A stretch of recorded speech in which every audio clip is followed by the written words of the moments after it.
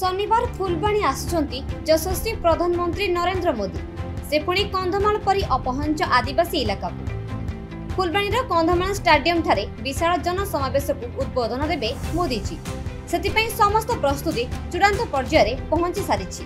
विभिन्न पड़िया को चयन करा बेले शेष में चूड़ांत होइछि कंधमाल स्टाडियम। संपूर्ण अंचल को एसपीजी निज अख्तियार को नहीं जाइछन्ति। स्टाडियम को सील करा जिबा सहित 24 घंटिया सुरक्षा व्यवस्था मध्य कर दैछि। एहा सहित ए अंचल को नो फ्लाए जोन घोषणा मध्य कर दैछि। सेहिपरि नो ड्रोन जोन मध्य कर दैछि। मोदी को गस्त पई सबु छामुआ संगठन नेता अंकर्मी एकाकार होइछन्ति एवं दीर्घ 36 वर्ष पर जड़े प्रधानमंत्री कंधमाल आसिबा आम गर्व बोली कहिसेंति नेता। अन्यपटे दीर्घ 9 वर्ष पर बरगड़ आसिबे यशस्वी प्रधानमंत्री नरेंद्र मोदी, जहाकु नै पश्चिम ओडिशा रे खुशीर लहरी खेली जाइछि।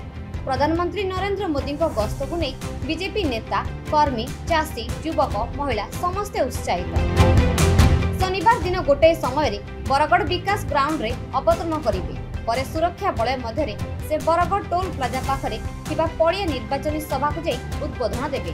मोदी को देखिया पई एवं तांकर गोटे झलक पाइबा पई समस्ते अपेक्षारत और खुशी अछंती। दीर्घ 9 वर्ष पर से पुणी बरगड़ निर्वाचनी सभा को आसुथिबारु समस्ते बेस उत्साहित। प्रधानमंत्री को सुरक्षा पई व्यवस्था कड़ाकड़ी कर दैछि। एनै बरगड़ एसपी सांबादिक सम्मेलन रे सूचना दैछन्।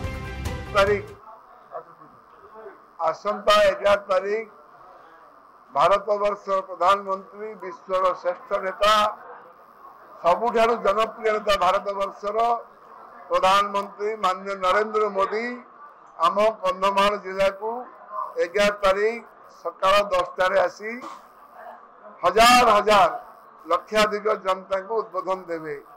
ये कंधमाल रे बीजेपी बढ़ुची ए प्रकार खबर तांको पाखरे अछि।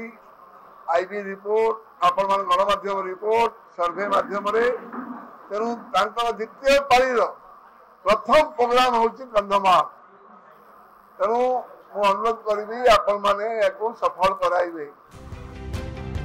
बरगड़ हरीश भुई, फुलबाणी सदाशिव पात्र रिपोर्ट, खबर ओडिशा।